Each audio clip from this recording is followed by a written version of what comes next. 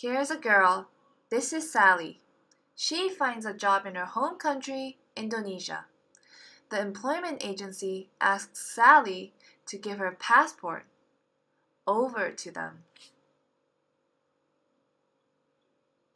Within a few days, Sally is notified by the employment agency that she is employed in Hong Kong. She says goodbye to her family in Indonesia and flies from her home country over to Hong Kong. According to the employment ordinance, the maximum legally collectible commission fee by a company is 10% of the employee's salary. In the past, agencies were poorly inspected, with only 3 inspectors for 1,300 employment agencies. Officials would come to inspect, but very briefly. Therefore, employment agencies are able to exploit domestic workers by making them sign exceeding commissions and underpay them routinely and illegally.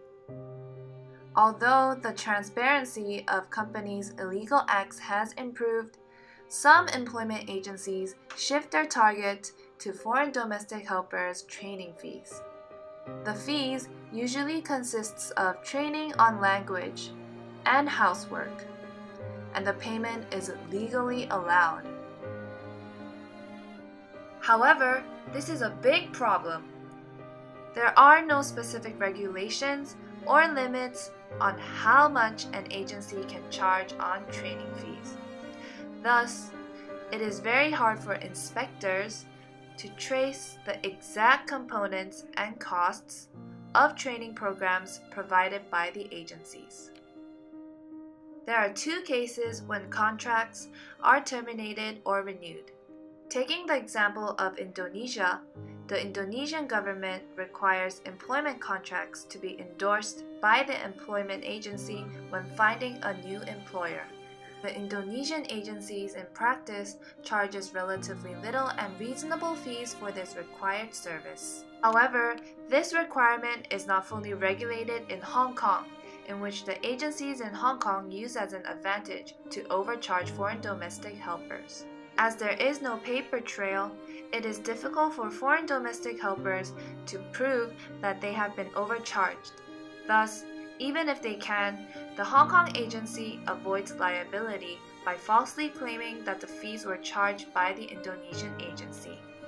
The policies on foreign domestic helpers are different in the Philippines, where the Philippines government does not require the endorsement of contracts by the local employment agencies.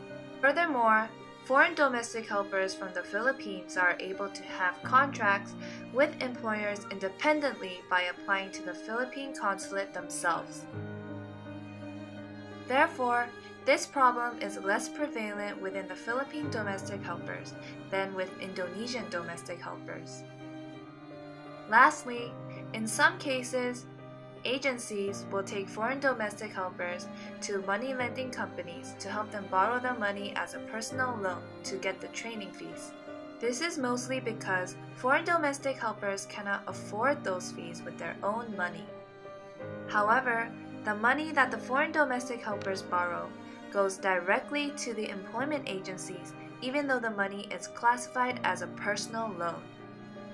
This leads to foreign domestic helpers repaying the money to the wrong party, even though they did not receive the money themselves. The problem comes as there is no paper trail, which the whole system becomes illegal.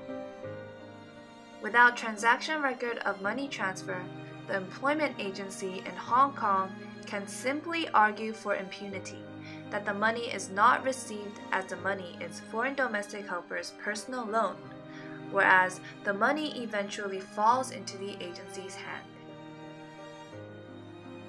So, what are the consequences to this issue? First, the Indonesian government and the Philippines government will stop sending foreign domestic helpers, which may affect the Hong Kong economy and face a lack of domestic helper supply in Hong Kong.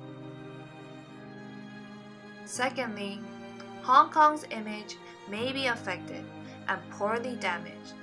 Will you feel bad about it? Thus, foreign domestic helpers are actually related to all of us, and you can help them by supporting good agencies and report those who exploit the foreign domestic helpers.